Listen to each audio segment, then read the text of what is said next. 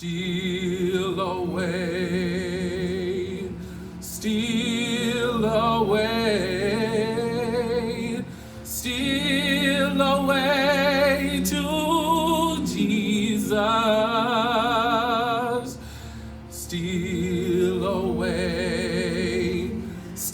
away home. I ain't got long to stay here.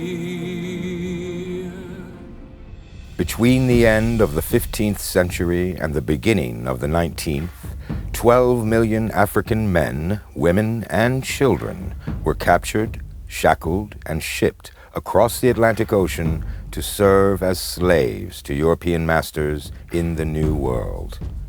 More than 1 in 10 would die before the ships reached their destination. Of the 10.5 million that survived, the overwhelming majority would work the mines and sugar plantations of the Caribbean islands and South America. Only about 500,000 would be enslaved in North America. Yet, by the eve of the U.S. Civil War, there were almost 4 million slaves in the United States, thanks to laws establishing that any child of a slave mother would also be born as human property. This is the story of these men and women, who by their hands laid the foundation of what would become the most powerful nation on earth. Join us as we journey up from slavery. Although European slave traders controlled the ships that would send Africans across the Atlantic, the slave trade at its source was controlled by West African slavers. The slaves themselves, in large part, came from the interior regions of Africa. West African slavers would shackle them into coffles, or slave chain gangs, and march them to the coast, a journey that may be hundreds of miles and take many months. The very old or young often died before reaching the coast, and all of the slaves were weakened from illness, exposure, and malnutrition. Once they reached the coast, the African slaves were placed into barracoons, or holding pens, to await the European traders. By the time they were ready to be loaded onto the slave ships, they were sick, hungry, dazed, and exhausted. They were thrust into the holds of ships manned by strange people who spoke a strange language. 12 million Africans would begin this journey, called the Middle Passage. 1.5 million would not survive it. The slaves were generally terrified of the water, many of them never having seen the ocean and having no concept of ships.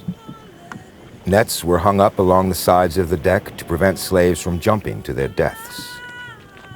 They were seasick, often refusing to eat. The ship's crews would force-feed them if necessary. Experience taught slavers the importance of improved sanitation, ventilation, and other steps to ensure they would deliver enough healthy slaves to make a profit. But that does not mean that the Africans were treated well. The slaves were considered property and were cared for as such. Their health and their very lives could be sacrificed if necessary to protect the crew. In some cases, they might be sacrificed simply to protect the financial investment of the ship's owners. The most notorious example of this was the Zong Massacre of 1781. The Zong was a slave ship out of Liverpool. On September 6, 1781, the Zong set out from the West African coast with a load of slaves bound for Jamaica. Under the command of Captain Luke Collingwood, the Zong carried 470 Africans, significantly more than the ship could carry safely. By November, overcrowding, malnutrition, and disease had killed 60 Africans, along with 7 of the crew. Captain Collingwood made a cold calculation of the value of his cargo. Like any shipment, the slaves were covered by insurance, and like any insurance policy, it would cover losses only in certain circumstances. Slaves that died of disease or malnutrition were not reimbursable because these were natural deaths. Additionally, such losses were due at least in part to negligence on behalf of the captain and crew. But slaves who were thrown overboard in order to quell an insurrection were covered by insurance. Captain Collingwood ordered 54 of the Africans to be chained together and thrown overboard.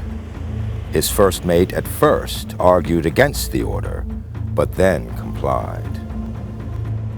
The next day, another 42 were thrown into the sea, and then another 36 on the third day.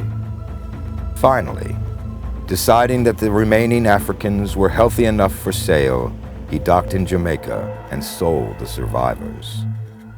When the Zong returned to Liverpool, the ship's owners filed an insurance claim for the 132 slaves killed, so they claimed for the safety of the ship. They claimed that water reserves had been depleted and that there was not enough water to keep slaves and crew alive unless the 132 were sacrificed. However, it would later come out that the ship had 420 gallons of fresh water left when it arrived in Jamaica. The ship's insurers resisted payment, and the case came to court. Though not as a murder trial, but as a matter of maritime insurance. At the initial trial, the ship owners were successful. Though many were disturbed by the murder of the slaves, the case remained a simple insurance claim, and the evidence at the time supported the owners. An observer to the trial wrote in the local paper, "That there should be bad men to do bad things in all large communities must be expected, but it is hardly possible for a state to thrive where the perpetrators are not only to go unpunished, but carry off the reward for it." Abolitionist Granville Sharp began working with others to prepare a prosecution case against the crew for murder. But when the case came back to court on appeal, it was because the ship's underwriters refused to pay.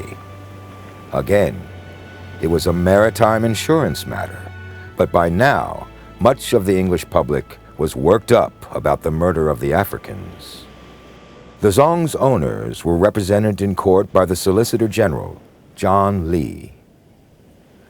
Lee was aware of the implications of the case if it were allowed to be about murder. Indeed, if the courts were to take such a perspective, it could lead to the unraveling of the highly lucrative slave trade. In court, Lee dismissed Sharp's concerns about murder. What is all this vast declaration of human beings thrown overboard? The question, after all, is, was it voluntary or an act of necessity? This is a case of chattels or goods. In the end, the court ruled against the ship's owners. But again, the ruling was not that Captain Collingwood, who himself had died of disease by this point, had ordered the murder of 132 human beings. The ruling was that the cargo, African slaves, had been jettisoned unnecessarily, and therefore the financial loss fell upon the ship's owners, not their insurers. No officers or crew were charged with the murder of the slaves, but revelation of the massacre energized the abolition movement. Since insurance policies considered the possibility that slave revolts on ships could result in slaves being thrown overboard, we can assume that such revolts did take place.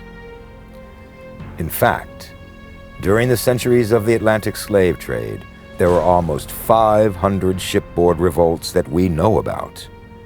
And some historians believe that there were hundreds of rebellions aboard ship that never made it into the historical record. Unfortunately, from the perspective of the enslaved Africans, only about 20 to 30 of those revolts were successful. However, the costs associated with these rebellions, such as the insurance policy covering the Zong, likely had the effect of reducing somewhat the size of the slave trade. If costs had been lower, even more Africans would have been captured and enslaved. In June 1730, the slave ship Little George sailed from the Guinea coast carrying 96 enslaved Africans bound for Rhode Island. Captain George Scott described what happened. About 100 leagues distant from the land, the men slaves got off their irons and, making way through the bulkhead of the deck, killed the watch, who were, 'tis thought, all asleep. I, being then in my cabin and hearing the slaves throwing the watch overboard, took my pistol and fired up the scuttle, which made all the slaves that were loose run, except 1 or 2 men, who laid the scuttle and kept us down confined in the cabin. We were at a loss what to do. Upon this unhappy accident, we expected no less than immediate death, which would have been unavoidable had they at that juncture of time rushed in upon us. Soon after, we found the other bottle of powder, which by providence had not taken fire, and which put new life and vigor into us, that we were resolved to withstand them to the uttermost, and accordingly loaded our arms and shot several of the slaves, which occasioned all the men slaves to betake themselves to the quarter-deck over our heads. The slaves then got 2 swivel guns and filled them almost full with powder, but could not get off by reason of wet weather. We had 2 carriage guns in the boat, which we expected the slaves would get out, and therefore watched them very narrowly. In a dark night they brought them upon the quarterdeck. They loaded one of the guns and pointed it directly down the scuttle.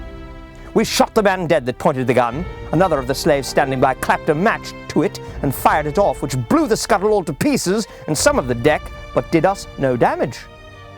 They made several attempts to come down into the cabin, but their courage failed them. I then called to them to come down to decide the matter. They answered by and by. Eventually, the survivors among the slaves and crew made a deal to each let the other go free.